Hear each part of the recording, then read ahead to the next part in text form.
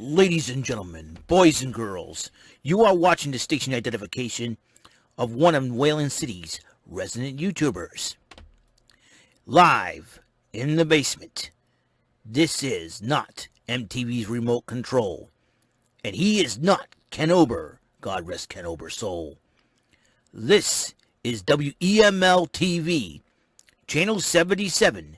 And now here's your host, New Bedford, Massachusetts' own, Mr. Eric M.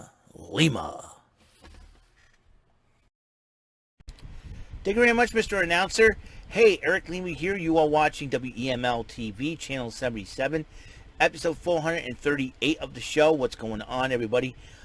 It's August the 3rd, 2021, 10:44 p.m. This will be my last video for today. As I get ready to go to bed and wake up for work earlier tomorrow morning. We had some interesting circumstances that prevent us from going to have rehearsal tonight. So I was able to, so I took, like a lot of us, we took advantage of the situation. I took advantage of the situation, being able to watch NXT from the get-go, because I usually, when I go to rehearsal, I usually miss like the first half hour in NXT, because we usually end at 8 or later than 8. We go home, I usually have the first half hour, probably the first hour, most of the first hour of NXT. So, and I recap from, let's say, 9 o'clock to 10 o'clock, and then I go back and go to a wrestling streaming site to watch the first half of NXT. But didn't need to do that because of those special circumstances. So I was able to watch the whole thing from the get-go. It took place on Sci-Fi because of the Olympics. I'm gonna make a little bit of a note of this, that Adam Cole, there's a rumor going around that he's turned down contract offers from NXT and maybe leaving the WWE at that point. I mean, he's been there for 4 years or something like that, and did all he could. And if he got on the main roster, a lot of people said, they're gonna bury him and all that. Vince and the creative team for Raw and SmackDown, the main roster, hasn't got a clue. I hate to say it. And, Vince McMahon, to me, needs to get out of this old school carny mentality that he's been having for too many years now. I think it's about time that Vince realizes that, hey, I can understand stockholders and all that, but I think the stockholders need to know that too. The sponsors need to know that and learn that as well.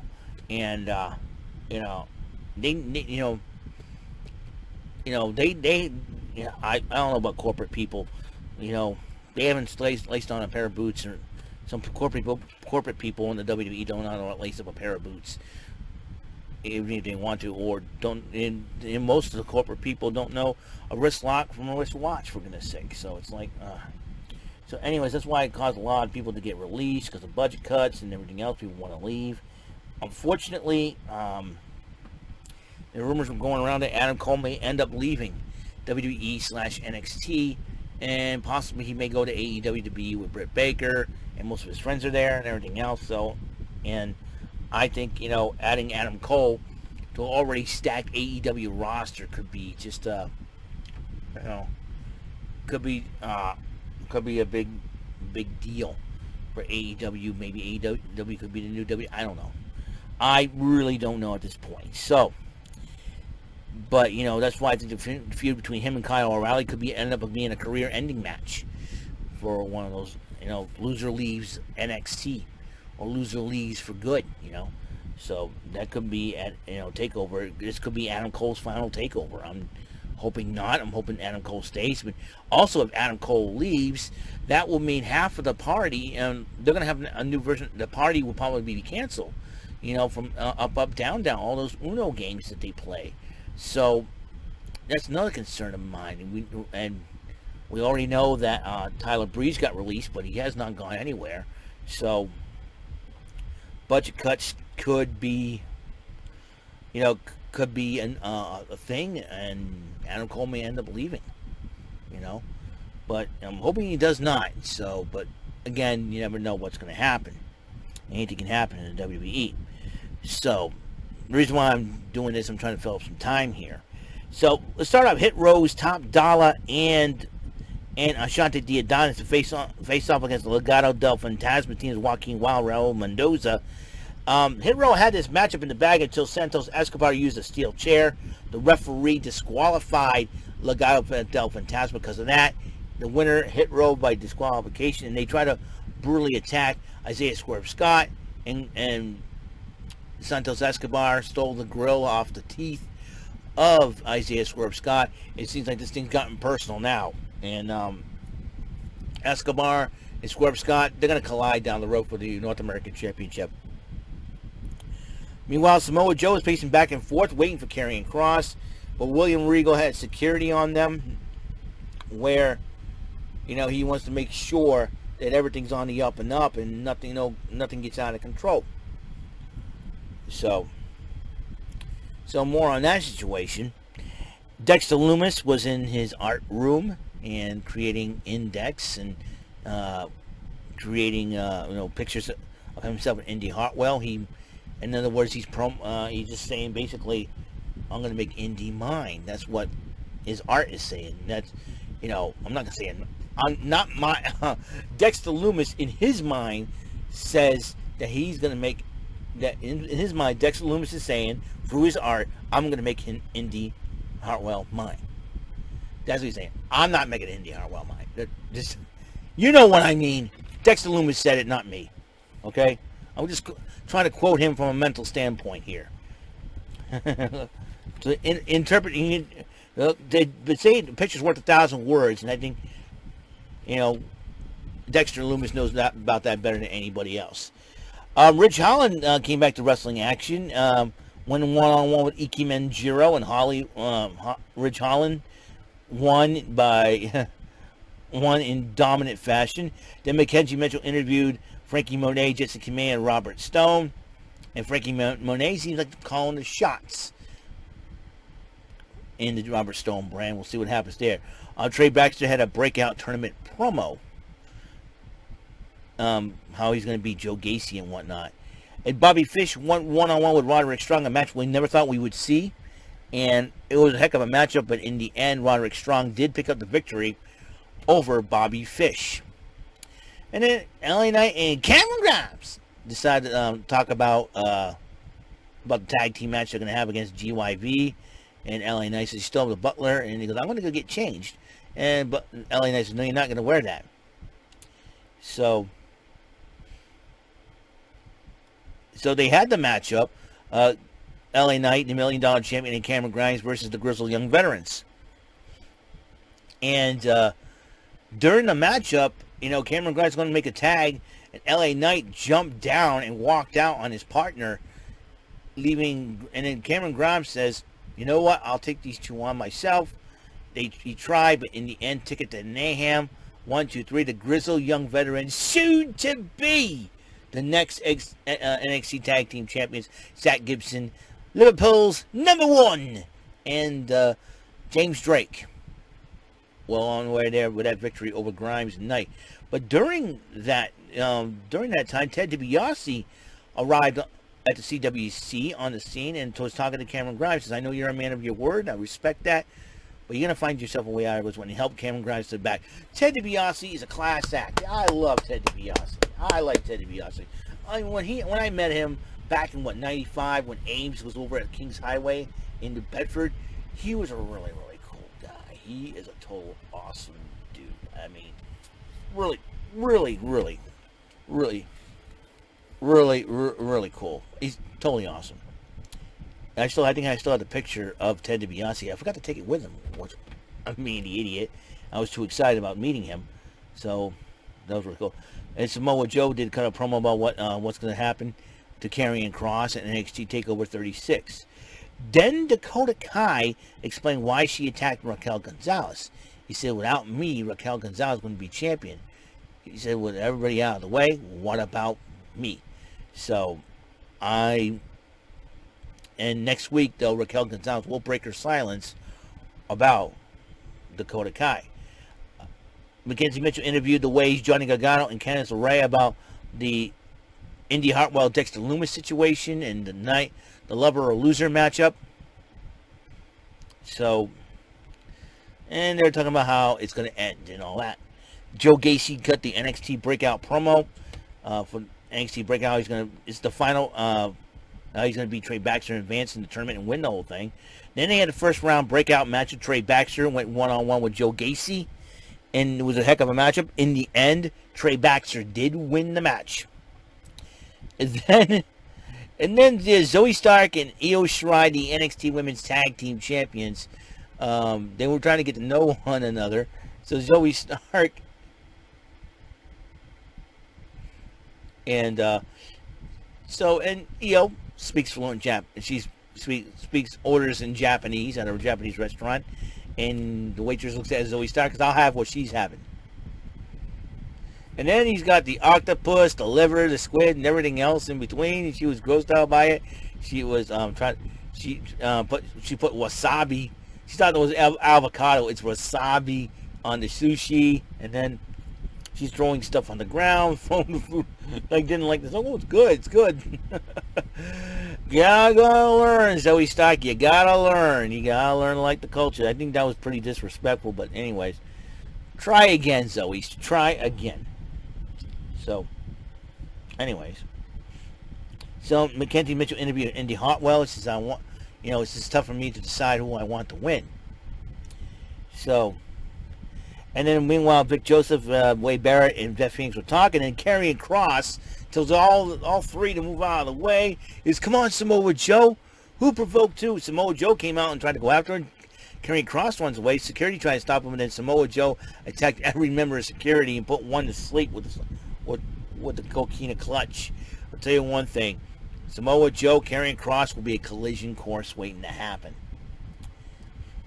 So, on the prime target was Walter versus Ilya Dragunov. A lot of people were talking about that first matchup. And Ilya Dragunov, though, will make his NXT US debut next week to talk about the matchup. I can't wait to see what Ilya Dragunov has to say. It's going to be crazy. Kushida did cut a promo on Roderick Strong. Say, you want the Cruiserweight title? I accept. Will that match happen at NXT TakeOver 36? We shall see.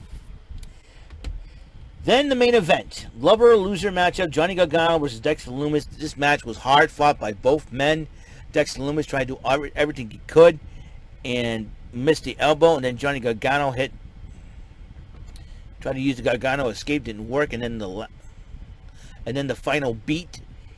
He hit the final beat on Dexter Lumis. Gargano wins the matchup. But then, as Indy Hartwell was going back, she was feeling sad. She raced back into the ring, jumped on Dexter Lumis, and kissed him. And Johnny Gargano and Candice were like, "What? Wait, why?" And I think a match does not decide true love, in my personal opinion. But whatever,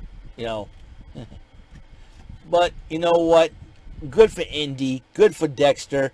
I like Index. And I think Dexter Lumis could be a great asset to the Way if they decided to let him in. Think about it. If I were Johnny Gargano, I would reconsider this. I would say, Lumis is big, strong, and powerful. Even though I beat him, maybe he gave me a great matchup. Maybe he would be perfect to replace Austin Theory in the Way. So we will see what happens in that endeavor alone. So it was a great, beautiful ending. Indy Hartwell and Dexter Lumis finally made out in the middle of that ring. That's the way it is, man. That's the way it is, true love. A lot of people were talking about AEW Dark, and when Platinum Max Caster was cutting a promo, about the Duke Lacrosse team with the sexual allegations and raping, and then you got, and then he talked about Simone Biles and mental health. Dude, I have to agree with some of the people on Twitter, man. You don't talk about that stuff, man. It's very, very sensitive. And especially when you got a 20-year-old woman named Julia Hart at ringside, for God's sakes. Max Caster. I'm sure, hopefully AEW Brass gives Max Caster a good talking to.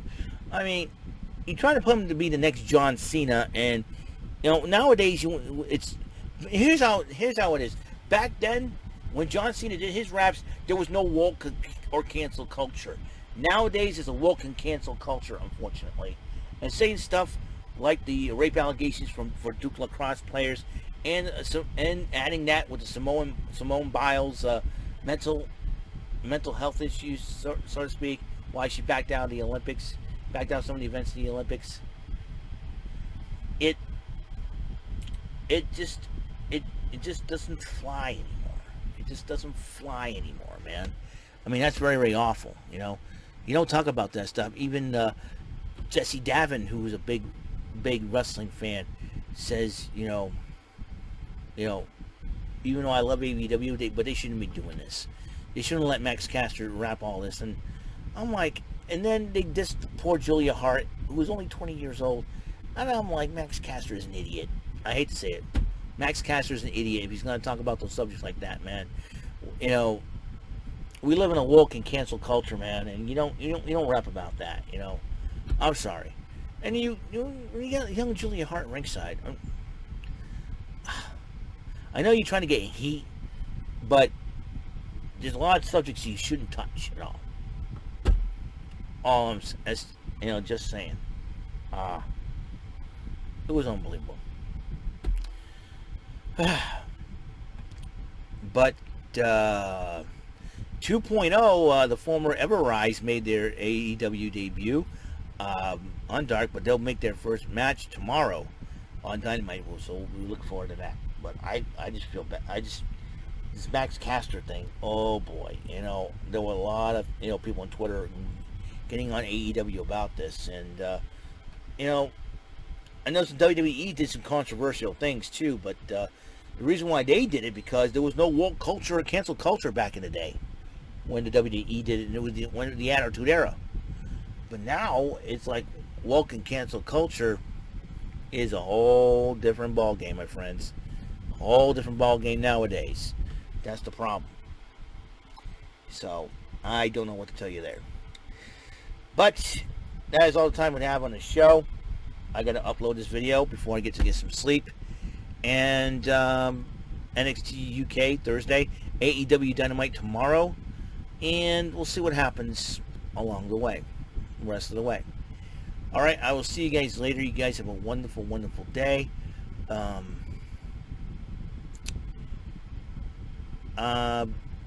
that's right, Whammy Mania Wednesday. This time I will win. I am not going to let a four whammies eat me alive ever again. No freaking way. I am determined. I am so determined. Alright? So, until the next episode, 439 of WEML-TV, channel 77. Like, if you like this video or any of my videos, give it a like, subscribe, ring the bell for notifications, and all that good stuff. Alright? Until the next episode, peace, love, and bless out.